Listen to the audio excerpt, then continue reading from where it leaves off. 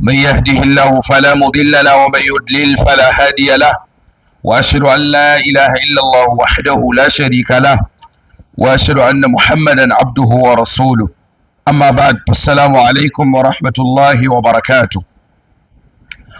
a yanzu daren laraba ne 24 ga watan zulhajja hijira annabi sallallahu alaihi wa alihi wa sallam da shekara 1447 wanda ya daidai da 9 ga watan Jun shekara ta 2026. Muna ƙara godewa Allah maɗaukakin sarki wanda ya ƙara haɗa wannan cibiya mai albarka Markazin Ɗibbil Islami Islamic Medicine Center da ke number 10 layin Malam Waisu unguwar Tudun Wada Ringim Jigawa Najeriya. Za ku iya bibiyar mu online a tashar mu ta SITV Salafiya International TV Alhallu lil Insaniya The Solution for Humanity mafita ga ɗan adam a WhatsApp, TikTok, Instagram, Twitter, Telegram da sauran social channels. Idan ba manta ba a darasin da ya gabata muna cikin karatun littafin Al-Muntaqan Nafis min Talbis Iblis, tatacce mai tsada daga littafin makircin shaidan wanda fadilatu Sheikh Ali bin Hassan bin Abdul Hamid Al-Athari Al-Halabi ya rubuta. Asalin wannan littafi al-Imam Abul Faraj Ibn al-Jawzi shine wanda ya rubuta wannan littafi. Malami da aka haife shi a shekara ta 510 ya rasu shekara ta 597. Malami ne wanda ya rayu a karni na 6. Allah madaukakin sarki ya gafarta masa. Littafi ne da ke karantar da mu irin yadda Iblis la'anatullahi alaihi, Allah ya tsine masa, yake yin makirce wajen ya halakar da al'ummar duniya gaba daya, tun daga 'ya'yansa aljanu musulmai daga cikinsu da kuma sauran zuriyar 'ya'yan Adam alaihi salam musulmai da ma wanda suke ba musulmai ba. Iblis yana ta makirce wajen ya gaya za a iya halakar da su, wanda muna karatun wannan littafin ne a matsayin abin da malamai suke cewa at-tasfiya wa tarbiyya, at-takhliya qabla at-tahliya, a tace kafin ayi tarbiyya, ma'ana a tace datti sannan sai a zo ayi tarbiyya akan tacacce. Wannan babban mashru'i ne da ake cewa at-tasfiya thumma tarbiyya, wanda Annabi sallallahu alaihi wasallama yayi wannan abin kamar da ayoyin Qur'ani suka bayyana da dama, wa yu'allimuhumul kitaba wal hikmata wa yuzakkihim wannan shine at-tasfiya, shine at-takhliya. Idan ba mu manta muna gabar da Ibn Jawzi yake kawo mana irin yadda Iblis yake yi wa mutanen kirki makirci. Mun ji Iblis yana yi wa malaman fiqhu wanda suke kokarin karatun sanin hukunce-hukuncen shari'a, mun ji Iblis yana musu makirci. To muna tattaunawa a nan ne inda lokaci ya ci mana. Za mu tashi a cikin peji na 130 a cikin wannan littafi na Al-Muntaqan Nafis. Sai ce wa min zalika, yana daga makircin da Iblis yake wa malaman fiqhu annahu muqtasaru ala al-munazara. Za ga cewa lallai su sun taƙaiti ne kawai akan munazara, tattaunawa, jayayya, wa'aradu an hibzil madhhabi wa baqi ulumi shara, sun kawar da kansu daga haddace shari'a da kuma sauran ilmomi na shari'a. Fatar al-faqih al-mufti, sai kaga malamin fiqhu al-mufti babban mai bada fatawa, yus'alu an ayatin aw hadisin, za a tambaye shi akan ma'anar wata aya ko wani hadisi, fala yadiri, bai san wannan ayar ba ko bai san wannan hadisin ba, domin shi kullum yana shagaltuwa ne da fiqhu, yana shagaltuwa ne da tattaunawa. Wannan matsalar za a iya ciro hukunce guda 100, guda 50, guda kaza. Ibn Jawzi sai ce wa hadha ghubnun, wannan dukan hanci ne. Zalika yawmut taghabun, nan ce al-ghubun shine a daki hancinka, ka zo zaka sai abu ana sai da shi naira 1000 a ce ma 50,000, kuma ka dauko 50,000 ka bayar, sai daga baya ka ji cewa ai 1000 yake sai da shi. Kaga wannan an yi me, an daki hancin mutum. To kaga wannan wataƙila an cire ma hancin, to kaga to shine al-gubun, to yasa ce to wannan gubun ne, wannan bugun hanci ne a ce malamin fiqhu bai san hadisi ba, malamin fiqhu bai san aya ba, amma dai kawai shi hukunci da ka ce masa farlan alwala guda 7 ne, sunnoni guda 8 ne, mustahabbai guda kaza ne, kaza mustahabbi ne, kaza farilla ne, di ya san wayannan abubuwan amma bai san qur'ani ba. Domin da zaka zo ka ce masa farlan alwala guda nawa ne, zai ce ma 7 ne, ka ce masa me dalili sai ya shiru. Malam farlan alwala guda nawa ne, sunnoni ba. An ce gaggauta yana daga cikin farillai, me yasa? Me yasa ba aka ce alquran, as-sunnah, al-ijma' as-sahih wal qiyas as-sahih, هذه هي الأدلة الشرعية ko al-adillatu shar'iyya, dalilai na shari'a. Ana cewa me yasa, kaga me yake jira aji, qala Allah ta'ala, qala rasulullah, wa ajma'u ala kaza kama naqala fulan an fulan, al-ijma' shi ma sahih, sai ka tafi qiyas sahih.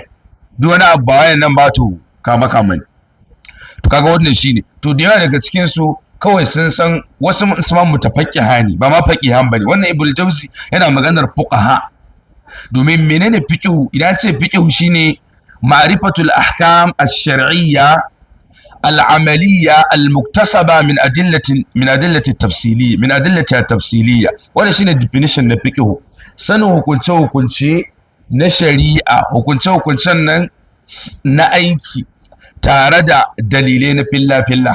Wannan shine fiqhu. Duk wanda ya san hukunce na aiki, misali yanzu sallah, azumi, zakka, wannan ayyuka ne, haka ne?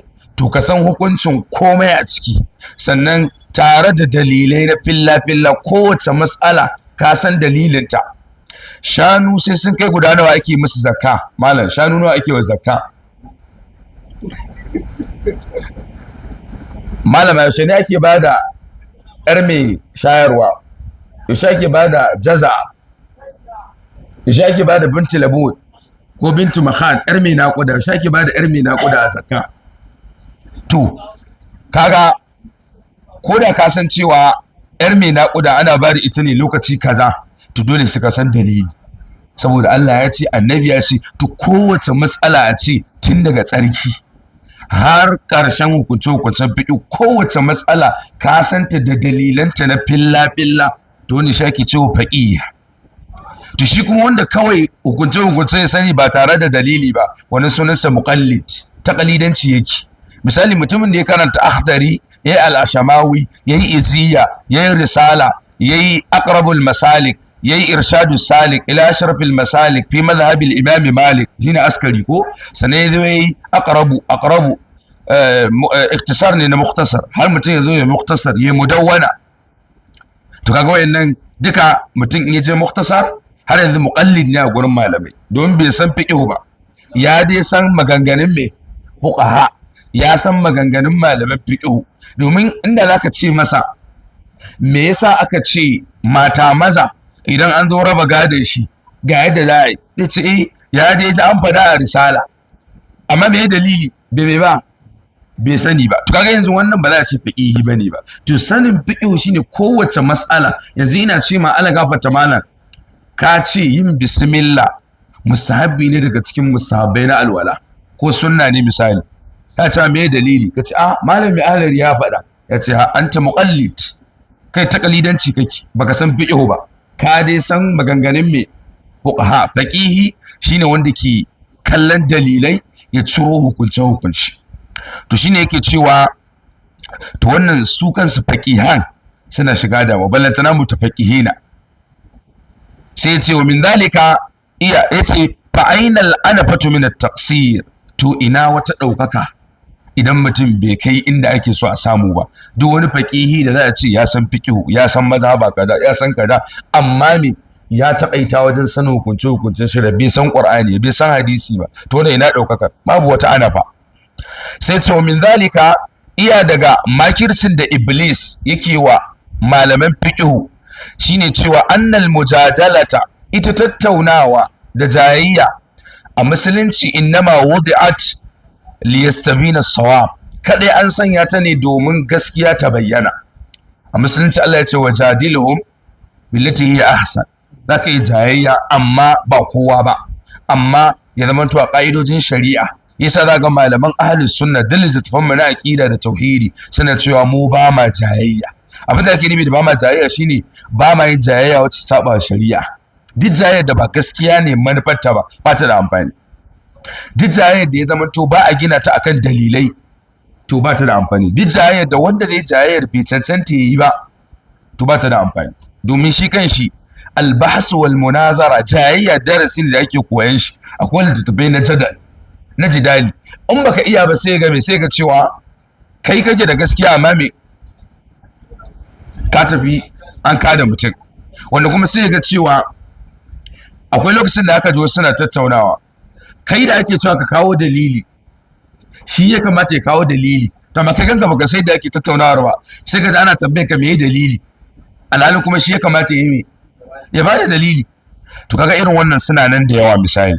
To kaga ita tattaunawa ana yin ta ne domin gaskiya ta bayyana. Sai ce wa qad kana maqsudu salafi, wanda ya kasance manufar magabata da irin wannan tattaunawar almunasahata bi izharil haqq, shine suna yi wa junansu ne nasiha ta hanyar bayyanar gaskiya. Din da kaga wani magabaci wani salafi ya zauna suna tattaunawa daga cikin malamai magabata, su manufar su ne kawai menene gaskiya. In gaskiya ta bayyana daga gurinka to za su yi juna nasiha su karɓi gaskiya. Wa qad kanu yantaqiluna min dalilin ila dalilin, sun kasance suna barin wani dalili su koma wani dalili. Haka magabata suke. Misali yanzu suna kan wata fahimta, sai wani wanda suka tattauna da shi sai ya zo musu da wata fahimta, to nan take za su bar wannan fahimtar su koma wata fahimta. Kyakkyawan misali, a ƙasar nan mun ce mu 'yan malikiya ne, ko an ce an ƙaƙaba mana malikiya, amma don da ya karanta al-islamu fi Nigeria, musulunci a Najeriya sun ce mu ba 'yan malikiya bane, daga baya ka dora mana ita. To kaga to an ce a malikiyance Imamu Malik ibn Anas a da baya ba da fatawar tsantsefe 'yan yatsu a cikin sallah. To amma Abdullahi ibn Wahab ɗaliban Maliku ne, to da ya ji Malik ya ba da fatawar ba sai an tsantsefe ba wajibi bane ba, to da mutane suka baje sai samu ban Malik sai ke cewa amma fa inda na sunna, mu muna da wani sunna akan wannan. Sai ce menene? Sai ce qala haddathana fulan an fulan sai karanta masa. Maliku ya ce ban taba jin wannan hadisin ba, amma kuma ingantacce ne domin yana da ilmin rijal, ya san mazaji. In an karanta masa daidai ya sani, in an karanta masa wani dajjalin min ad-dajatila zai ce bai inganta ba, sai ce wannan ingantacce ne. To ana dawowa to sai ce sai na ji Maliku da ya tashi zai ba da fatawa nan gaba sai ke cewa ai haddasana fulan an ibn Wahab, sai faɗi ɗalibinsa ya karantar da shi, to sai faɗi wannan hadisin cewa gashi abin da manzo Allah ya tafi akai. To kaga wannan shine yantaqiluna min dalil ila dalil, suna tashi daga wani dalili su koma wani dalili. Wannan karamin misali ne. To akwai irin misalai a irin wayannan da yawa, wanda inda ce za a kira lecture akan wannan akwai za a iya buga misalai da yawa wanda magabata suna kan wata fahimta sai su batta su dawo wata fahimta saboda sun fahimci gaskiya. Amma fa kaga wanda yace maqsudus salafi magabata, wani yace manufarsu, domin kowa ba shi da wata manufa da ta wuce gaskiya. Wa idha khafiya ala ahadihim shay'un, idan wani abu ya kuya ga waninsu nabahul akhar, to sai ɗayan sai ya faɗakar da shi. Haka suke rayuwarsu. Wataƙila kai duk bincikenka ba gano hukuncin ka da ba, sai wani sai ya gano, to lokacin da ya zo ya faɗa ma sai ka karɓa sai ka yi murna. Ya ce li'annal maqsuda kana izhar al-haq, domin manufa dai shine bayyanar gaskiya, babu wani abu da ya wuce wannan. Ya ce fasara ha'ula'i, to sai da to su waɗannan idan qasal faqih ala aslin bi illatin yazunnuha, idan wani faqihi malamin fiqh ya zo yayi wani kiyasi akan wani tushe da shi ya dogara da shi, da wata illa da wani dalili da ya kalla, shi yana ganin wannan abin shine gaskiya.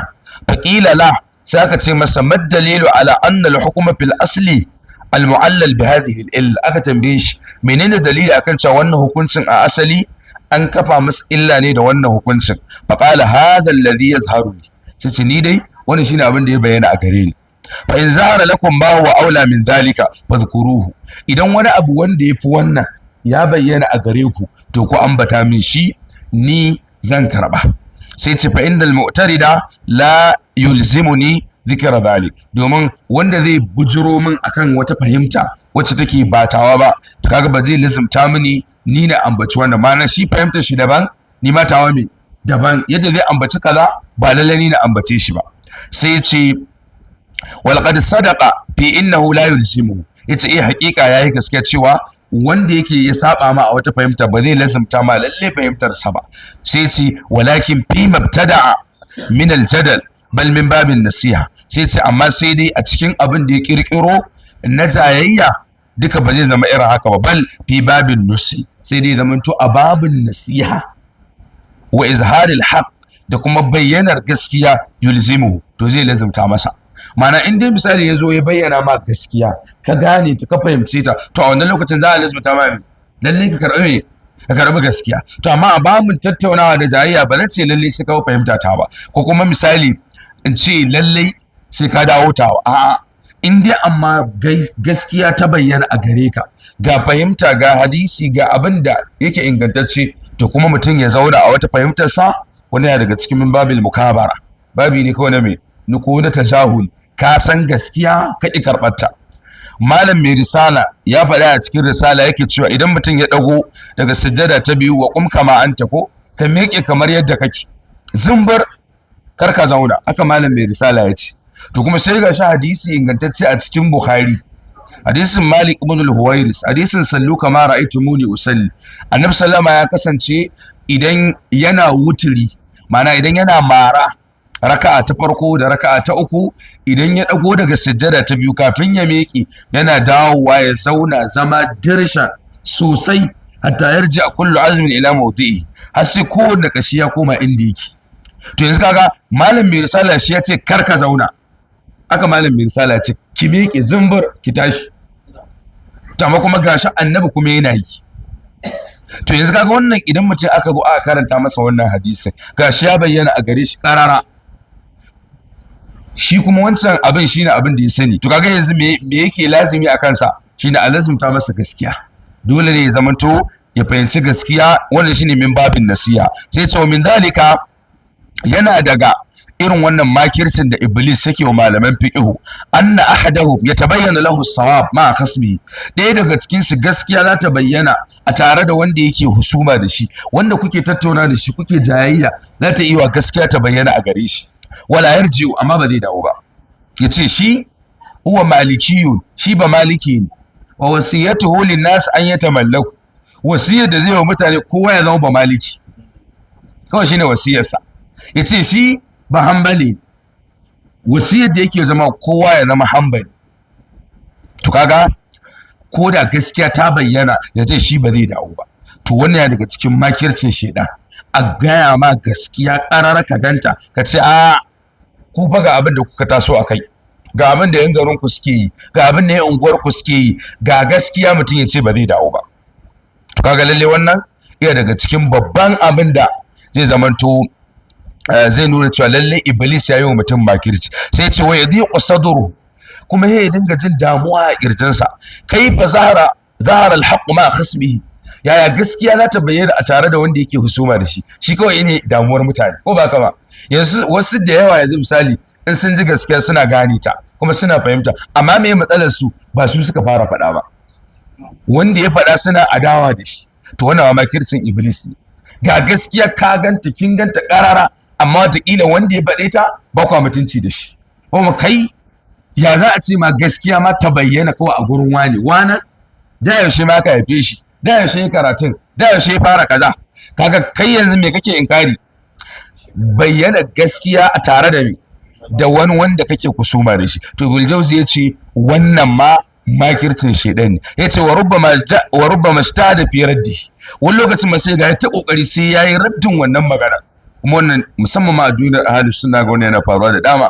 Sai ga mutum wataƙila a gaya masa wani hadisi, wataƙila bai san shi ba, ya ce to wani ma sai ce wani ma bai sanin ba, bare ce bai sani ba. Yanzu ku duba Maliku, duk ilimin Maliku da aka karanto masa hadisin nan me yace bai san shi ba, kuma wannan shine ka'idar ilimi, baka sani ba, amma mu yanzu ba sai ka ce mutum ya ce to wani ma sunan littafi zaka faɗa bai taɓa jin littafin mai ce a dama wannan littafin haka me yake nuna ma ya san shi. To kaga duk wannan babu amana ilmiya, in baka samu ba kawai baka sani ba matsala bace ba dan ka ce baka sani ba damuwa bace ba. To sai ga sai mutum yi ta kokarin sai ya mayar da magana da dan uwan shi ya faɗa, ya ce a an yi sabani, shine abin da zai fara ce ma, ko ba kama kana faɗa masa gaskiya ta zai iktalafu an yi sabani. To da haka mu ne muna wannan fahimtar, amma ka ce masa ai na kai sabanin kawo sabanin, ya ce a shi ne kawai bashi a fahimtarsa, ai ya ji wani malami ya faɗa a kaset, wannan hujja ce, ko ya ji an faɗa a YouTube, ko ya ji an faɗa a kaza, hal hadhihi hujja, wannan laysa hujja, ba hujja bace ba. Ko kin ji malam wani ya ci, wannan ba hujja bace a gurin ɗalibin ilimi, wannan ba zai zama mai ba zai zama hujja ba. Hujja shine Allah ya ci, annabi ya ci, sahabbai sun ci. Amma ka ce mana profesa wani ya ci, kana bata lokaci ne kawai. Dokta wani ya ci, bata lokacin ka kake. Ko bin ba suka ce, ko ibnu taymiya ba hujja bane da ake dogara da shi idan ya saba wa dalilai. Yana zama ne hujja yaushe in ya dace da me da dalilai. In ya saba dalilai ba za a ajiye ibnu taymiya ko ibnu al-qayyim. To kaga dai babu wani professor ma da aka ce ya kai farcen ibnu taymiya misali a ilimi, misali baka da shi guda daya zaka yi daukowa ka nuna shi misali. To kaga to ko ibnu taymiya idan ya faɗi magana wacce take ta saba dalilai ingantattu me ake yi? Ajiye masa maganarsa ake, sai a nema masa Allah ya gafarta masa. Yanzu ku duba ɗalibinsa Zahabi, wannan magana kullum muna buga misali da ita. Zahabi babban ɗalibin ibnu taymiya ne, yake cewa na rantse da Allah da za a kai ni Ka'aba a sa ni tsakanin Hajarul Aswad da Rukunul Yamani, sai na rantse da Allah in ce tunda nake ban taba ganin malami irin ibnu taymiya ba. Kan shi kansa ibnu taymiya bai taba ganin malami irinsa ba, a karan kansa bai taba ganin malami irinsa ba. Kuma waye Zahabi? Sai ka san Zahabi za ka gane girman wannan magana ta kunna. Shi kansa ka kalli Zahabin ba ta kunna in yake yaban wani. To shi kanshi bai taba ganin malami irin ibnu taymiya ba. Duk malaman da ya karanta tarihin su, domin Zahabi yana da tarihul Islam mujalladi 50 ne, 50 volume irin wannan littafin haka guda 50 Zahabi ya rubuta su, tarihin musulunci. Shekarar farko zai ce ma shekara ta farko an yi kaza. Ga Sirru Alamin Nubala mujalladi 30 da wani abu da Zahabi ne ya rubuta su. Mizanul Itidal waye babban masanin hadisi. Ibn Hajar al-Asqalani wanda ya rubuta Fathul Bari, littafin da ake masa take da Qamusus Sunna, dictionary na sunna. Ka taba ganin dictionary na sunnar manzon Allah? Kina da Fathul Bari? Malama kina da Fathul Bari? Malam ba kana da Fathul Bari? Qamusus Sunna dictionary ne na sunnar manzon Allah sallallahu alaihi wasallam. Duk wanda ke neman sunna ya nemi Fathul Bari kawai. Shekara 27 ko 25 Ibn Hajar yana rubuta Fathul Bari.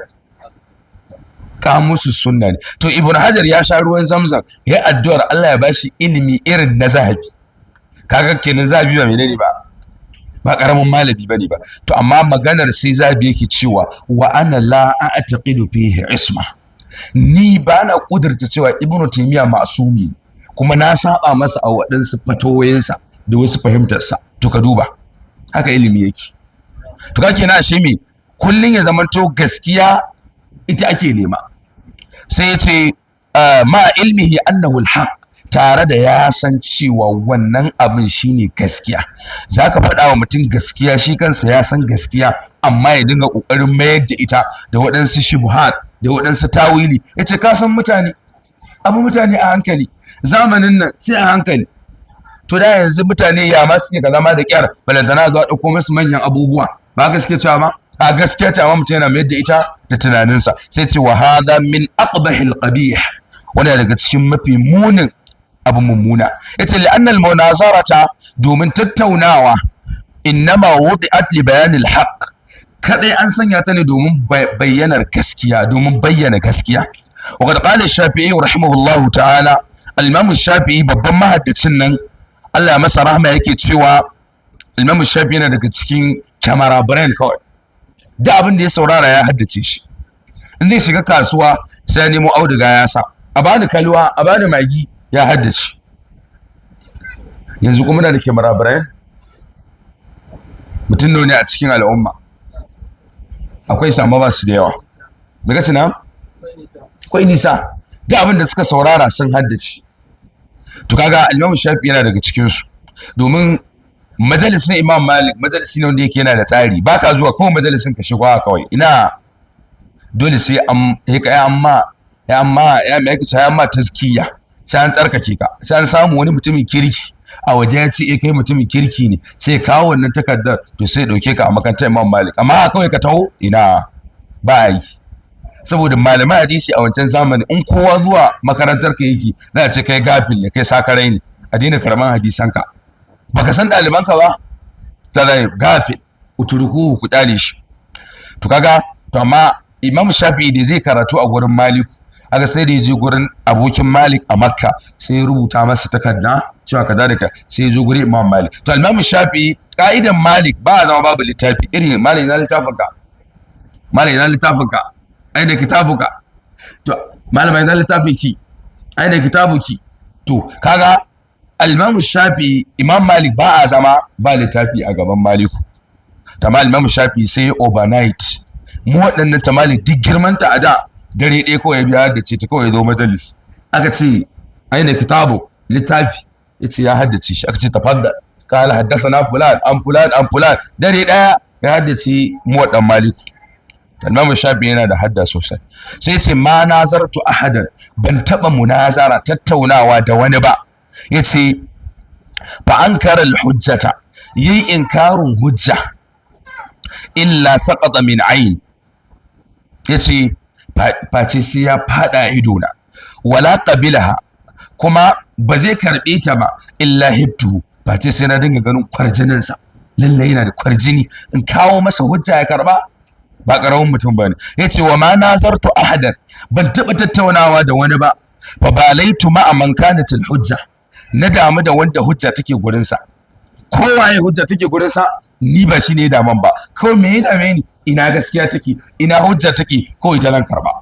Kaga baya kallon me, yace in kanat ma'ahu sirtu ilaihi, idan gaskiya tana tare da shi ni kawai zan tafi ne a tafarkin sa. Haka Imam Shafi'i yace, ku duba girman Imam Shafi'i. To amma tare da haka, idan yana tattaunawa da ki, yana tattaunawa da kai, sai fahimci magana ka ta fita shi gaskiya, to zai ajjata shi ya zo ya fita ka, saboda ya san ita ce gaskiya. To lalle wannan ba karamar gaba ba ce ba, domin a wannan zamanin musamman duniyar ahlus sunna za a ce wa mutum ga hadisin annabi karara ya ce kaza bai halatta ba, amma sai ce professor wani ya bada fatawa akan kaza, doctor wani ya ce kaza, malam wani ya ce kaza akan kaza, amma ba kawo masa hadisin annabi ya tunkuɗe shi, ya ce malamin su ya sayyidin sa islamiyya ya ce kaza, doktor fulan wa fulana sun ce kaza. To kaga lalle wannan babban makircin iblis ne da yake wa al'umma. Me yake buƙatar mutum musulmi yayi? Kullun ya zamanto manufarka ita ce gaskiya kawai, daga gurinka take ko daga gurin waninka, inda ya gaskiya ce ko ka karba. Ka san wanda ya faɗa ko baka san shi ba, ka taɓa ganin sa ko baka taɓa ganin shi ba, ko me burinka kai a gane gaskiya.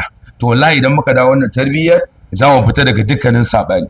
Malamin makarantarka ko malaminka da ka yadda da shi sai ya faɗi magana sai ta saba wa gaskiya, to ka yi me, ka ajiye wannan maganar, ka zo ka riƙe me, ka riƙe gaskiya. Wannan shine abin da dukkanin malamai magabata suke akai.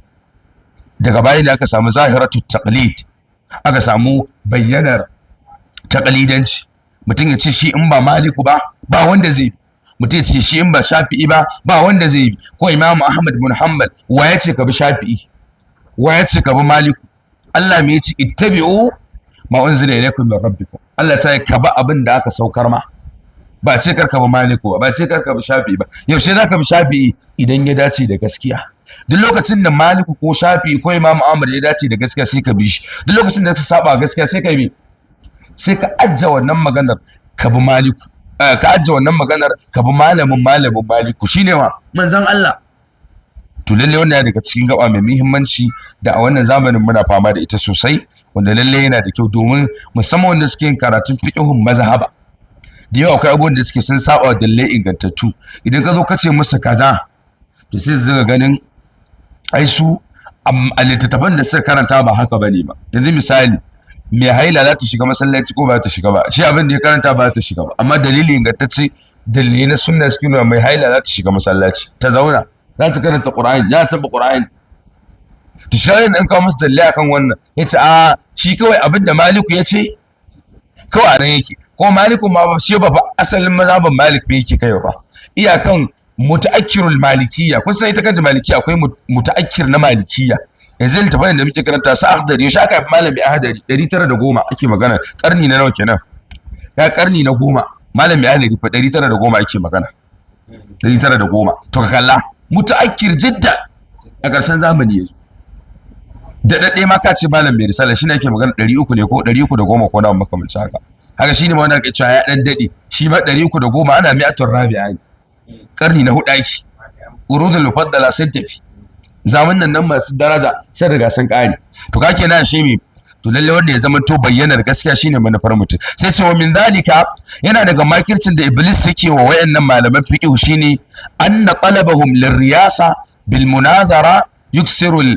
kamina fi nafsi min hubbi riyasa su yadda suke son shugabanci da wannan tattaunawar kowa so yake a ce shine yafi kowa ya game shine ya ɗaukaka akan kowa san wannan abin shi zai sa ya zama to su yawaita tattaunawa da jayayya kuma wannan ya ɓoye wani wannan ya haifar da wani ɓoyayyen abu a rai na son shugabanci da ɗaukaka ya ce faida ra'adun fi kalami dafan yujibu qahar qasmihi lahu kharaja ila al-mukabara domin idan yana tattaunawa da wani idan ya ga shi a maganarsa akwai rauni abokin tattaunawarsa yana nema ya rinjaye shi kharaja ila al-mukabara to sai ya fita girman kai mukabara shine ka san gaskiya amma ka ki dauka zaka ci ka gane wannan hadisin ka fahimta na fahimta ka gani amma ka ci kai ba za ka aiki ba za ka dauka ba kaga wannan ya sunan shi mukabara girman kai kawai yace fa idza ra'a khasmahu qad istaqala alayhi bi labzin akhadhatu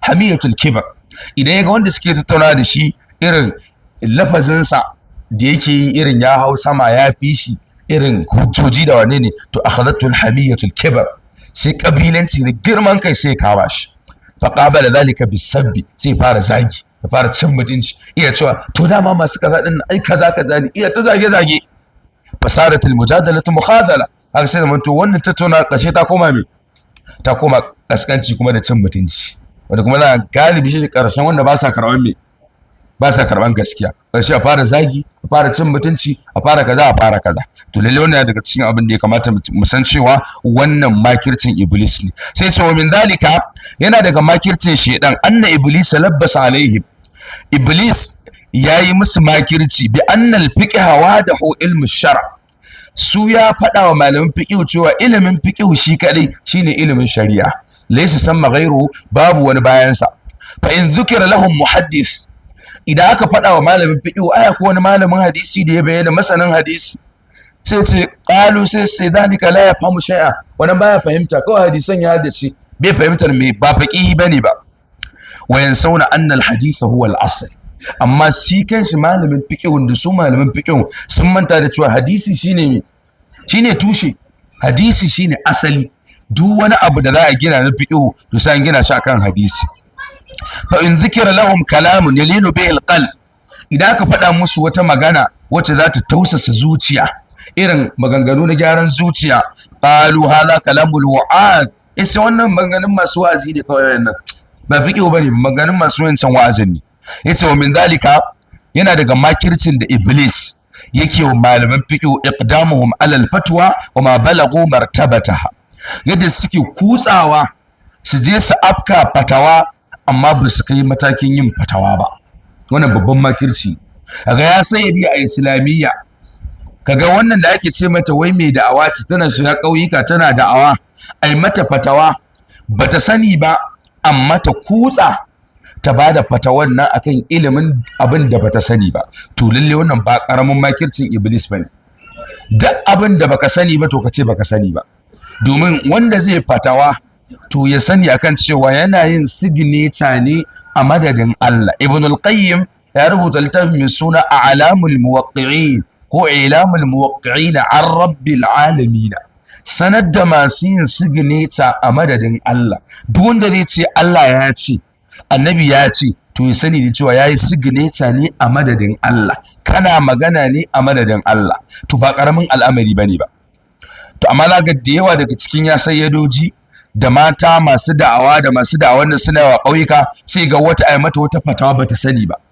sai ta sai me to dai ban sani ba amma dai ina ganin kaza ne biki sani ba to yana daga cikin mafsada da take faruwa domin da yawan wasu wanda suke kuɗa kansu a wannan aikin ba su kai matakin me ba su kai matakin yin da'awa ba amma sai ai annabi ya ce ballighu anni walau aya Allah ya ce ka isar da sako ko annabi ya ce ka isar da sako ko da aya ɗaya ne amma a nan mace ai walau aya ko aya kaga sai ka san me kenan sai ka san ayar in baka san ayar wata za ka isar da aya kuma ku duba duk yan aikin da annabi yake aikawa da awa garuruwa baya taba aika wanda bai san ilimin abin da za a aika shi ba to wani ma daga cikin matsaloli da muke fama da su sai ga cewa alhamdulillah yin da'awa ƙauyuka shiga ƙauyuka kafa makarantu wannan masha Allah to amma damuwar shine wace za a tura wacce za a tura ta cancanta a tura ta yaya take yi idan an bujuro mata da matsaloli wanda suka wuce matakin iliminta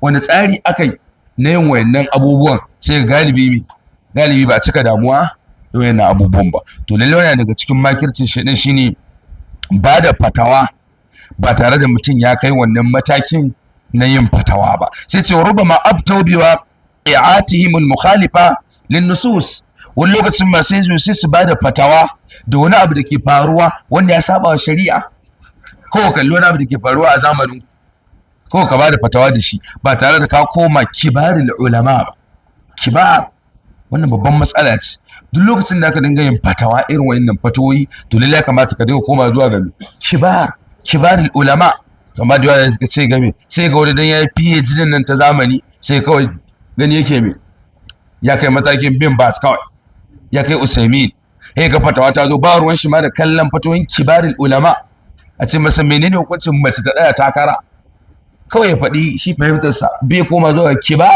kibar nan ce kibar ba ana nufin masu PhD ba la sosai ana nufin ar-rasikhuna fil ilm tabbatattu a cikin ilimi tabbatattu irin su Yahya al-Muallim yana daga cikin ar-rasikhuna fil ilm irin su Ahmad Muhammad Shakir irin su Malam Muhammad Nasiruddin Albani irin su Muhammad bin Salih al-Uthaymin irin su bin Bas irin duwai na sa daga cikin ar-rasikhuna fil ilm a wannan zamani irin su Fawzan al-Fawzan misali da su al-Haidan duwai na sa daga cikin da irin su Mashhur Muna Hassan Ali Salman da irin su Salim duwai na sa daga cikin ar-rasikhun sosai a ilimi domin wayannan malamai ne da baka da shakka akan kwarewarsa a cikin ilimi dukan su wannan dafaffu ne in kana ji ana magana jibalar rawasi kafaffun duwatsu a duniyar ilimi to wayannan kafaffun duwatsu ne sai ga mutum kawai zai bada fatawar shi ne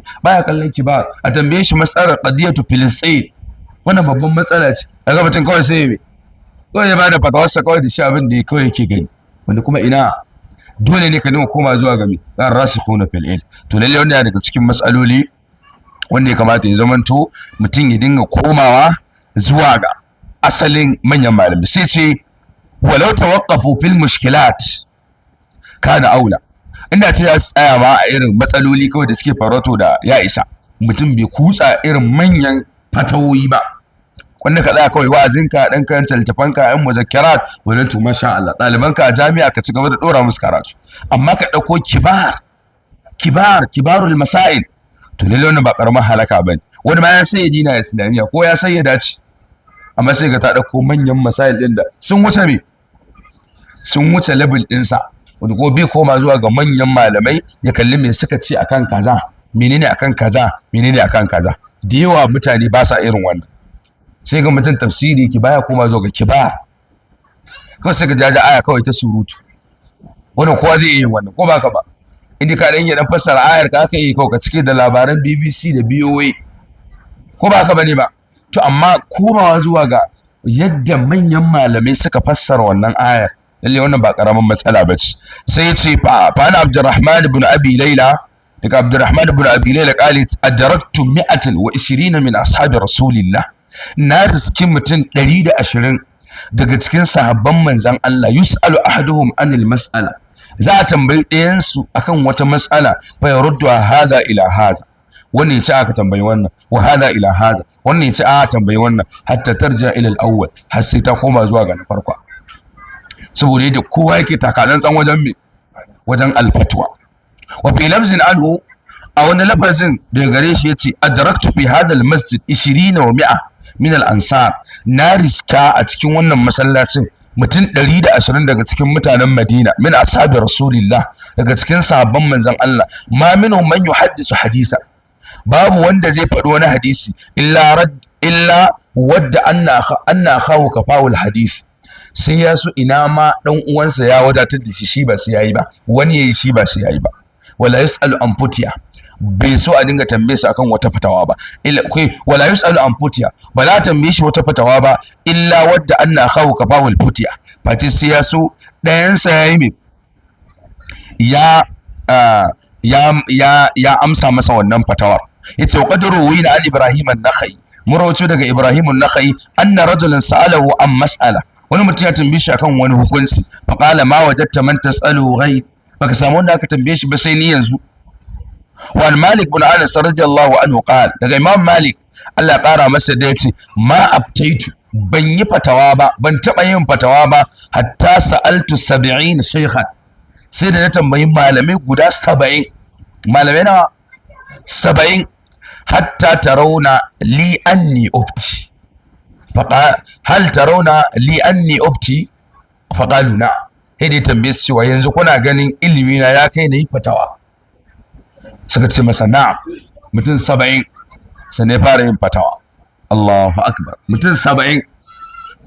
Yanzu sai ga ɗalibai islamiyya sun balle sun kama makarantarsu, wani mata da baki baya yi, wataƙila saukare da ƙyar ita ma ya kai ta, wa in ya kadu ta da baki yake yi, amma yayin malamansa mai tawaye. Kaga shi sau ɗaya fiye sauki. Mujahid ibn Zabar ya soke Qur'ani a guna Abdullahi dan Abbas sama da sau 70. Kowace aya sai ya tsaye da shi ya tambaye shi me hukuncin wannan aya, ya masa bayani sau 70. To kaga kenan ashe me Imam Malik haka magabata suke yi, ba sa riga malam masallaci, ba sa gaggawa wajen yin fatwa. Amma wani ka tambaye shi yanzu ina malamansa, ba su da wasu tsayayyin malamai, ko ba gama wanda zai iya nuna su. Wani ka tambaye shi to kai yanzu malamin ka ya taɓa baka taskiya, kana da ijazata ka, za ka samu me ba shi da malamai. Wani ma kuma alfahari yake cewa ai ba shi da malami, wani ma alfahari yake shi ba shi da malami, ba wanda ya karantar da shi duk garin nan, ba wanda ya karantar da ni. Haka wannan shi ma makircin iblis ne, domin alfahari ne ka faɗi malamanka, aibi ne ma a ci baka da malami, domin waye koya ma aina kai dai ba waye yake ba dole ne koya kai, to waye ko innamal ilmu bita'allum, kuma yana da bai faɗa cikin hadisi ingantacce, ilimi ba a masa wata manuba method ko shortcut. Ka taɓa ganin mutum ya shortcut, ko idan yar manuba, ko idan ya jumping, iya jumping masu an gane. Wannan muna magana ilimi na gaske, ba ilimin certificate da misali. Haka shi wanda zaka iya yan manubar ka dan ya uba kawai ka wuce, kawai da ya ce pass ka wuce kawai. Amma ga indin magana ilimi yake dole sai mutum ya yi me, sai mutum ya zauna. To kaga kenan lalle wannan yana buƙatar cewa lalle ya zamanto sai ka samu mutum yana tafsiri, ka tambaye shi waye malamin sa a tafsiri, ka taɓa yin darasi na tafsiri, ya kake game da ulumul Qur'an, ya usulul tafsir, ya qawaidut tafsir, ya lughanka, ya nahawunka, ya sarfinka, ya balagaka. Kaga mutum ba ruwansa, bai ma san wayannan abubuwan ba, kawai ya zaro jallalai ne kawai ya taho. Kaga mutum ya dauko safwatut tafasir ta sabuni iya karantawa mutane a cikin jama'a, safwa ba wal iyazu billah, safwatut tafasir ba, da bin ba zai ce littafin nan a daina barin shi yana shiga cikin mutane saboda illarsa. An masa rudud sun fi guda 20, ya littafin saboda tafasir an masa rudud, an masa raddi ya fi guda 20.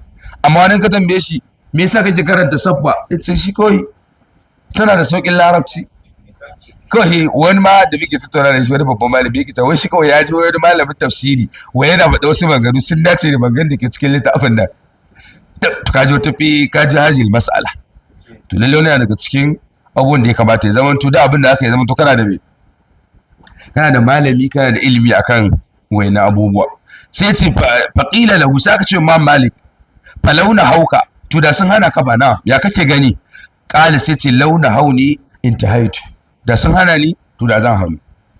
Mu fa yanzu muke ɗaliban mu na Islamiyya duk sun balle, aka da kuma ba in ka ce wani ɗalibin ma kada ka dama caje mai hassada kake masa, wataƙila ma ya dan fika yan murya ko ya dan fika yar wata baiwa a layin Qur'anin ko kaza sai da gani kai ai kai baka ma me ba kai ba ma malamin sa bane ba. To zaka irin wayannan abubuwan mun yi fama da irin su da yawa sosai. Zaka wani ma zaka fara koya maka karatu za yi bai ma sai karshe ba amma takharraja bi nafsi, graduate ne kawai. Akwai wanda lokacin da muke a shekaru kusan 5 kenan da suka gabata, lokacin da ya taɓa shigowa makarantar mu ta koyar da rabon gado. To lokacin da ya zo bai gama ƙwarewa ba amma ya rubuta littafin rabon gado. Ya rubuta littafin rabon gado sosai, kuma da aka zo ana magana da shi a lokacin ana tattauna da shi sai ke cewa ai hasada ake masa, gashi abin da rubuta ba daidai bane amma me amma ta yake cewa kawai shi haka yake, larabcin da yake yi ma ba daidai bane ba ma magana kamar a jama'a maganar larabci, shi kanshi masail din ma ba daidai bane ba. To haka da ga mutum ya ta mukabara, haka shi wannan bai ma gama iyawa ba kuma ya yi mukabara har ya yi rubutu, har ma kuma akwai wani malamin mazari masanin gado ne yake cewa ai ya ga wannan malamin wai yana yin irin haka. Lokacin mai kirawo shi malamin a waya muka sace a hasburi yayi bayani yace wannan ba daidai bane a ƙari kai karshe sai da ce mana maku jakuna ne, kuna kawai kuna mutane hauka, abin da yace kenan saboda ya an bayyana muku ga gaskiya maguda kuna hauka, abin da yace kenan. To kaga me haka to di irin wanda ka mutum bai sani ba amma kuma ya riga ya matsa lamba sai yayi. Kaga wani ya rubuta a ulumul Qur'an, akwai wanda naga wanda rubuta a ulumul Qur'an amma a tarihin sa an rubuta yana dab da ya kammala hadda, iya dab bai ma kammala abubuwa ba amma ya rubutu. To zaka duk wannan abubuwa ne wanda suke kusan akwai gaggawa a cikin wasu abubuwan da yawa sosai. Idan Ibn Hajar zai ce bai aminta da Bulughul Maram ba, ka kalle Ibn Hajar daga baya ya ce bai aminta da Bulughul Maram ba, to kalle yanzu wannan mai PhD ne zai karantar da kai Bulughul Maram karatu na ilimi. Mutum nawa ne wanda suke da PhD za su karantar da kai Bulughul Maram karatu na ilimi? Mutum nawa ne? Kalil, ɗan kaɗan ne. To masu PhD ma kenan. To amma Ibn Hajar yana magana bai aminta da shi ba. To amma mu yanzu ga kowa kawai ba ruwansa, kawai ya rubutu. To Allah dai shirye da mu. To gaba ta ƙarshe za mu sa akan ta sai ce wa inna makanat hadhihi sajiyatu salaf, abin da yasa wannan ma'ana san gaskiya ya zamanto ɗabi'ar magabata ya khashiyatihimullah azza wa jalla, saboda su magabata suna jin tsoron Allah. Wannan shine kawai matsaya, shine dalilin abin da yasa magabata suke neman gaskiya, su saboda suna jin me tsoron Allah. Ya kake da tsoron Allah? Yace wa khawfihim minhu, yadda suke suna tsoron Allah.